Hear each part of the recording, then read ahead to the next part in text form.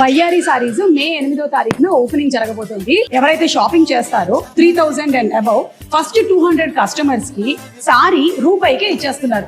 పశ్చిమ బెంగాల్ ఎన్నికల్లో కాంగ్రెస్ అభ్యర్థి మోతాబ్ షేక్ సూపర్ విక్టరీ సాధించారు. కానీ సర్లో ఓటు హక్కు కోల్పోయినా వెనక్కి తగ్గలేదు షేక్.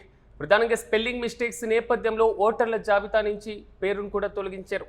ఓటు హక్కు కోసం సుప్రీంకోర్టును ఆశ్రయించారు షేక్. అయితే ఆధార్ కార్డును గుర్తింపు కార్డుగా ఆమోదించింది సర్వోన్నత న్యాయస్థానం. నామినేషన్కు సరిగ్గా ఒక్కరోజు ముందే ఓటర్ లిస్టులు చేరినటువంటి వైనం మాత్రం కొంతవరకు వెస్ట్ బెంగాల్ వ్యాప్తంగా చర్చనీయాంశంగా మారింది. ఫరక్కా నియోజకవర్గం నుంచి కాంగ్రెస్ అభ్యర్థిగా షేక్ పోటీ చేశారు. బీజేపీ అభ్యర్థి సునీల్ చౌదరి పైన 8193 ఓట్ల భారీ మెజార్టీతో మోతాబ్ షేక్ గెలుపొందడం జరిగింది.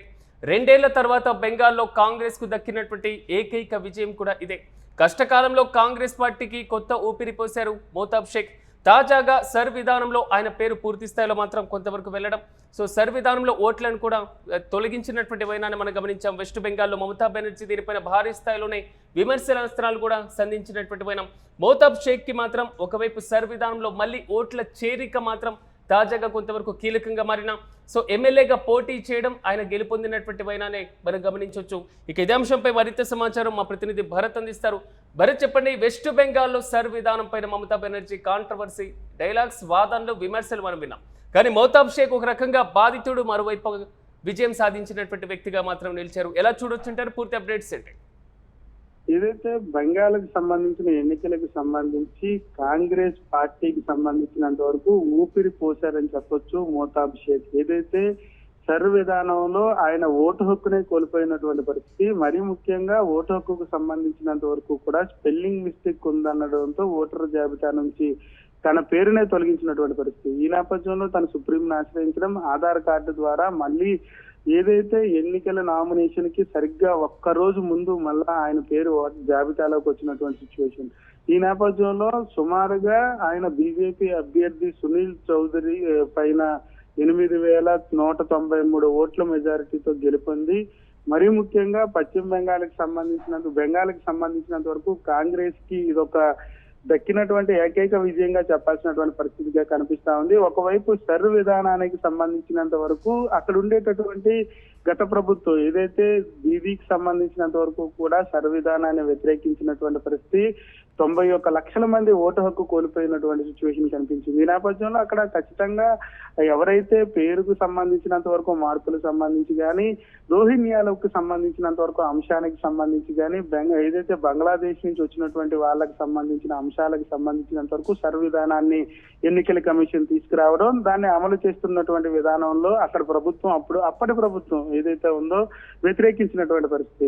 ఈ నేపథ్యంలో ఎవరైతే అభ్యర్థి ఉన్నారో ఈయన తన పేరు పూర్తిగా ఓటర్ల జాబితా నుంచి తన పేరు తీసేసినటువంటి పరిస్థితి. ఎందుకంటే స్పెల్లింగ్ మిస్టేక్ ఉందంటూ కూడా మోతాబ్ షేక్ సంబంధించిన పేరు తీసేసినటువంటి సిచ్యువేషన్. మళ్ళా సుప్రీంను ఆశ్రయించడం, ఆధార్ కార్డు ద్వారా తన యొక్క ఓటు హక్కును మళ్ళీ ఒక్కరోజు ముందు పొందినటువంటి పరిస్థితి. అంటే ఖచ్చితంగా ఇది ఒక కాంగ్రెస్ కు సంబంధించినంత వరకు ఇది ఒక ఘన విజయంగానే చెప్పాల్సినటువంటి పరిస్థితి ఉంటుంది.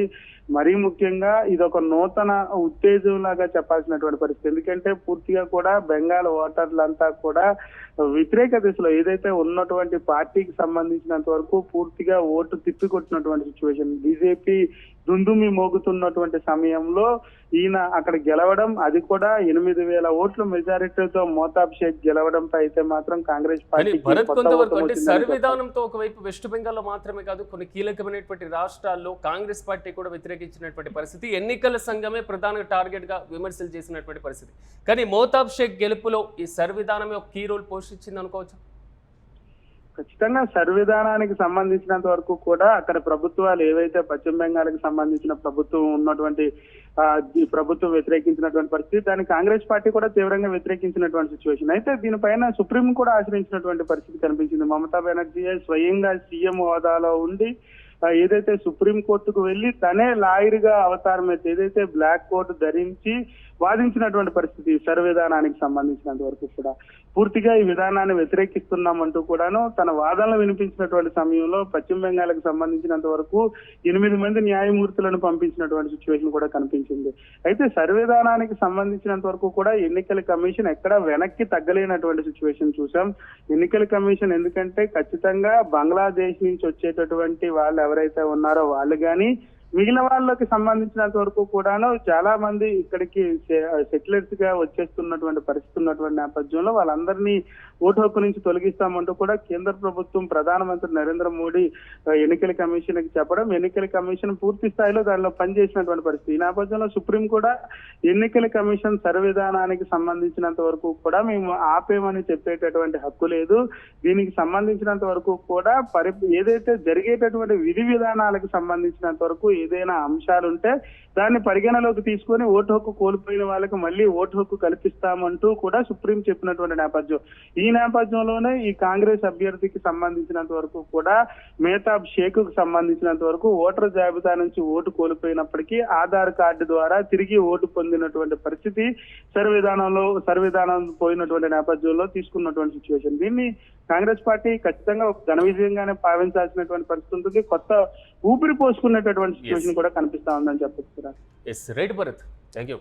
మొత్తం మీద బెంగాల్ ఎన్నికల్లో కాంగ్రెస్ అభ్యర్థి మోతాబ్ షేక్ సూపర్ విక్టరీ సాధించారు. సర్లో ఓటు హక్కు కోల్పోయినా వెనక్కి తగ్గినటువంటి ప్రసక్తే కనబడలేదు. కేవలం ఒక స్పెల్లింగ్ మిస్టేక్ నెపంతో సర్లో ఓటర్ జాబితా నుంచి కూడా ఆయన పేరును తొలగించారు. ఆయన ఓటు హక్కు కోసం సుప్రీంకోర్టును ఆశ్రయించినటువంటి వైనాన్ని గమనించాం. కానీ ఆధార్ కార్డులో గుర్తింపు కార్డుగా కూడా ఆమోదించింది సర్వోన్నత న్యాయస్థానం. నామినేషన్కు సరిగ్గా ఒక్కరోజు ముందే ఓటర్ లిస్టులో కూడా ఆయన పేరు చేరినటువంటి వైనం. అయితే ఫరక్కా నియోజకవర్గం నుంచి కాంగ్రెస్ అభ్యర్థిగా షేక్ పోటీ చేశారు. బీజేపీ అభ్యర్థి సునీల్ చౌదరిపై 8,193 ఓట్ల భారీ మెజార్టీతో మోతాబ్ షేక్ గెలుపొందడం జరిగింది. 2 ఏళ్ల తర్వాత బెంగాల్లో కాంగ్రెస్ కు మాత్రం దక్కినటువంటి ఏకైక విజయంగానే దీన్ని భావించాలి. కష్టకాలంలో కాంగ్రెస్ పార్టీకి ఒక కొత్త ఊపిరిని పోశారు మోతాబ్ షేక్. సో సర్ విధానం ద్వారా ఒకవైపు కాంగ్రెస్ పార్టీ విమర్శలు చేసినటువంటి వైనాన్ని మనం గమనించాం. తాజాగా జరిగినటువంటి వెస్ట్ బెంగాల్ ఎన్నికల్లో సర్ విధానంలో ఓటును కోల్పోయినటువంటి బాధితుడే మళ్ళీ విజయం సాధించినటువంటి వైనం పైన మాత్రం వెస్ట్ బెంగాల్ వ్యాప్తంగా చర్చనీయాంశంగా మారింది.